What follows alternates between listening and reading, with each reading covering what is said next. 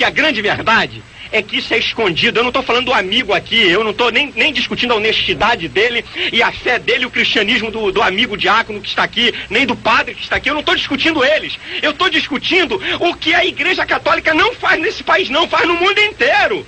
Faz no mundo inteiro. Olha, você quer ver quantas coisas foram introduzidas? Não dá nem para falar tudo. Você quer ver quantas coisas? Você sabe da história, isso aqui não é cristianismo da Igreja Evangélica. Até os 3 primeiros séculos, a Igreja foi massacrada.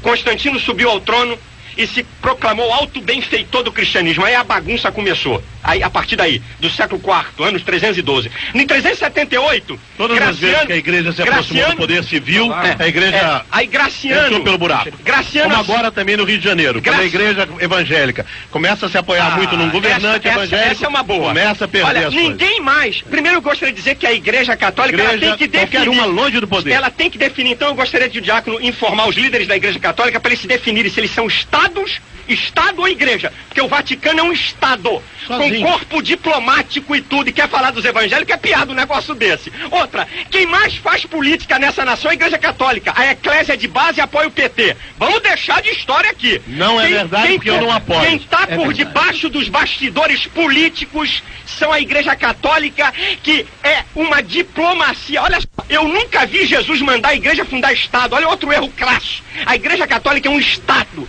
para ter status diplomático nas nações. Agora, você quer ver quanta bobagem foi depois de Graciano? Você não verá nem eu, nem o Padre Antônio. Eu não estou falando do senhor. Coisa nenhuma da sua igreja, Assembleia de Deus, nem presbiteriana. Não. A base de fé? Jamais eu vou atacar qualquer uma das... Isso aí sabe o que é? Nós somos...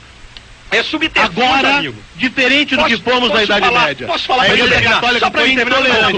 Vocês agora são intolerantes. Não vai ler para dar os dogmas. Não vai ler para dar os dogmas. A intolerância, sabe o que é? É porque a verdade, eu sei que todas as vezes que você fala a verdade, ela dói. Agora, amar é falar a verdade. Você continua... Amar... Peraí, aí não dá. Você considera que nós somos mentirosos. Doutor Vinícius. Doutor Vinícius. O senhor falar. Doutor Vinícius, já vamos chamado de mentiroso. Já vamos ouvindo. Eu jamais diria que você é mentiroso.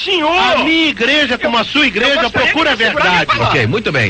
Doutor Vinícius, já falo o que a gente quer ouvir, falo o que a gente precisa ouvir. E quando você, com verdades, mexe em dogmas, em tradições que você bancou a vida toda, isso machuca, eu sei. Eu disse aqui no início desse programa que eu não estou discutindo pessoas, eu estou discutindo ideias. É isso que eu estou fazendo aqui. A Igreja Católica tem mais de 40 introduções de coisas que não tem nada a ver com a Bíblia e que foram colocados. Querem ver? Século IV. Não, vamos, é século IV. Oração pelos mortos e sinal da cruz, ano 400. Século V, 431, no ano Maria proclamada Mãe de Deus. Século VI, 593, o dogma do purgatório começa a ser ensinado. Século VIII, ano 789, início do culto de imagens e de relíquias. Vambora. 880, século IX, canonização dos santos. Eu queria dizer o seguinte: tudo isso vocês pertenciam à Igreja Católica Apostólica Romana. Por isso que fizemos a reforma. Caímos fora. Caímos fora disso, amigo. Saíram daquela mesma igreja que é uma santa. Tivemos que sair. Ficar dentro dela para corrigi-la. Eu só queria dizer o seguinte: em vez de ficar dentro dela para corrigi-la, morto. Vocês sabem, 300 anos de maldade, 300 anos de Inquisição, amigo. E a Inquisição calvinista, conta pra nós a Inquisição calvinista que matou tanta gente. Porque nós, que isso? Eu só queria dizer, eram conceitos da época. Só porque nós não podemos andar na mesma linha da Igreja Católica. Na Bíblia católica e na Bíblia evangélica. Eu vou citar a Bíblia. Eu vou citar a Bíblia, que é a mesma coisa. Pode ir, você é católico, abre a Bíblia. Paulo diz em 2 Coríntios, capítulo 6, a partir do versículo 14. Eu paro aqui a minha fala nesse momento. Diz assim: que sociedade tem a justiça com a injustiça? Que comunhão tem a luz com as trevas? Que parte tem o fiel com o infiel? Que consenso há entre o templo do Deus e os ídolos? Porque vós sois o templo do Deus vivente, como Deus disse, neles habitarei, com eles andarei. Pelo que? Saí do meio deles, apartai-vos, e não toqueis nada imundo. Então eu vos recebereis, eu serei para vós pai, e vós sereis para mim filhos e filhos. Eu não tenho consenso com quem adota a idolatria. Muito bem, já vou ouvir o Padre Antônio, quero ouvir o pastor Fabiano Ferreira. É o senhor que está falando. Pode cortar. Pois não, pastor Fabiano. É difícil falar isso aqui, mas nós queremos dizer o seguinte: o católico que está nos ouvindo agora, é importante que você ouça aí, porque você está ouvindo a verdade sendo dita. A verdade, na realidade, dói. E nós sabemos muito bem que altas lideranças do catolicismo sabem a verdade. Porém, você que é católico, que acabou de ouvir essas declarações todas aqui, saia dessa ignorância, hein? Creia em Jesus Cristo como seu Salvador, porque todas as lideranças do catolicismo que são pouco instruídas sabem bem disso. Num curso de teologia sistemática, numa grande universidade aqui no Brasil, aconteceu uma pergunta de um protestante que estava assistindo uma aula de soteriologia, doutrina da salvação. Quando chegamos exatamente nesse ponto aqui de 1 Timóteo, capítulo 2, versículo 5, porque há um só Deus e um só mediador entre Deus e os homens, Jesus Cristo, homem, o protestante perguntou ao padre que estava lecionando: padre, e Maria? Ele bateu na mesa e disse: eu já disse que há um só Deus e um só mediador entre Deus e os homens. Isso quer dizer que na academia as pessoas instruídas sabem muito bem da realidade, porém o povão que fica na ignorância e sendo explorado por causa da ignorância não tem conhecimento dessas coisas. Mas você que está nos ouvindo aí, creia nessa verdade, porque a gente é Jesus Cristo, o único mediador entre Deus e os homens. Muito bem. Assina embaixo, como católico, assina embaixo. O padre Antônio José Costa também está com a gente aqui. Esse documento que nós estamos lendo aqui, tem validade? É válido esse documento? O do Vaticano II? Isso. Sem dúvida. É válido? Sem dúvida. É o documento da Igreja Católica.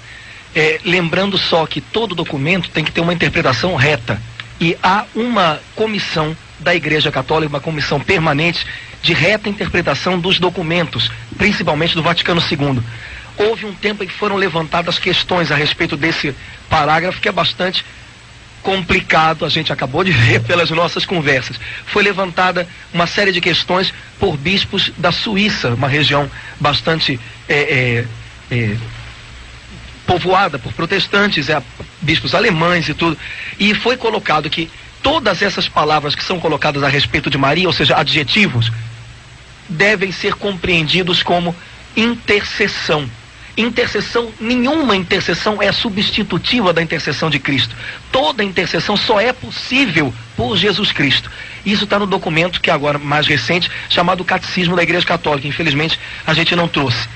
Só queria Então Maria fica sendo intercessora, ela perde o cargo de Jesus. De medianeira. A compreensão de medianeira, todos esses adjetivos que o pastor Silas colocou, é intercessão, ponto. Nada além disso, não é possível nada além disso. Não existem dois caminhos para se chegar a Deus, um que é Jesus Cristo e um que possa dar uma curva ali pelo lado e seja Maria. Ouça não católico. É possível isso. Agora, o pastor Fabiano colocou a questão daqueles que frequentam a academia. Bom, eu frequentei a academia, então a minha obrigação como líder da Igreja Católica também é passar isso para os meus irmãos. Então, se os irmãos que estão ouvindo, a Carmen que ouviu, deseja ouvir toda essa documentação partilhada com os irmãos, vista a partir à luz da palavra de Deus, Paróquia Nossa Senhora de Fátima no Meia, porque nós não podemos esconder, como o irmão mesmo colocou, e essa não é uma barreira que nos desune, essa é a única ponte que nos une, porque é o nosso único Salvador. Essa é a nossa certeza comum aqui. Jesus Cristo é único e suficiente Salvador. Só se chega a Deus, só se entra em comunhão com Deus pela morte redentora de Jesus Cristo, que nós acolhemos quando o aceitamos pela graça do Espírito Santo. Essa é uma realidade, mas não podemos abrir mão disso. Nossas práticas precisam ser purificadas, sem dúvida, revisadas, sem dúvida. Algumas palavras precisam ser explicadas, sem dúvida alguma. Não vamos abrir mão disso. Agora, a pergunta que foi feita no início as barreiras que separam católicos e evangélicos estão chegando ao fim? Abro mão de dar uma resposta sim ou não. Agora, uma é a certeza. Aquilo que nos une é a cruz de Jesus Cristo. Cremos no valor salvador e único dela. Isso nós também professamos. A segunda, eu fui chamado aqui ainda agora de que nós evangélicos somos intolerantes. Há 30 dias atrás, a segunda autoridade do Vaticano, o cardeal que preside a Congregação de Fé e Doutrina, o alemão, o Ratzinger, declarou, saiu no Globo, primeira página, saiu em tudo que é jornal. A única igreja verdadeira é a Igreja Católica Romana. Não, e toda esta... Eu vou trazer, amigo, aqui. Vocês estão de brincadeira. Eu vou trazer, vou mandar uma cópia do jornal O Globo e dos jornais do documento do homem que foi criticado até por padres católicos. Eu não tô a Igreja de Cristo que subsiste na Igreja Católica. Não adianta o senhor falar para tentar tapar a verdade que a segunda autoridade do Vaticano, o Ratzinger, disse: Toda igreja que não aceita a autoridade papal, ela não é a igreja de Cristo em si mesma. Isso é uma brincadeira. Então quem quer ser igreja una e verdadeira é a igreja católica. Agora, na Bíblia da igreja católica como da igreja evangélica, Paulo diz em 1 Coríntios capítulo 8, olha, de fato, há vários deuses e vários senhores, mas para nós, só há um Deus, o Pai, de quem tudo procede, para o qual nós vamos, e um só Senhor. Não tem senhoras, não. Só tem Senhor. E o Senhor chama-se Jesus Cristo. Pois não, pai, você queria falar, pediu uma parte. O pastor Silas deve estar se referindo sobre o documento Dominus Jesus, que saiu há já alguns meses, e que a imprensa alardeou como se fosse, não sei, a outra Bíblia da Igreja Católica. É um documento que não tem valor de encíclica papal, como no caso Vaticano II. É um documento, como o senhor bem disse, de uma repartição da igreja. Repartição que se chama congregação. Que não tem valor,